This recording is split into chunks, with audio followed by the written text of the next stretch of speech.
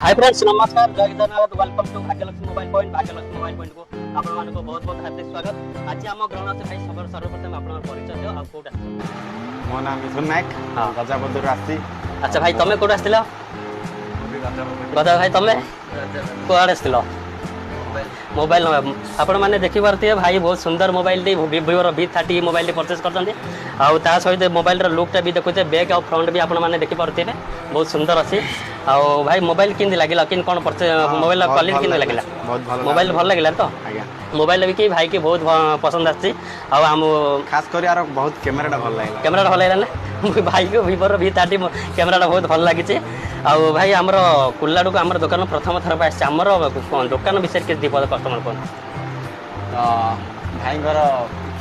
क्यों किमिति कोन हमर सर्विस ता आपण लागिला हमर भाईଙ୍କର बहुत भल लागला सर्विस ता हमर व्यवहार बहुत भल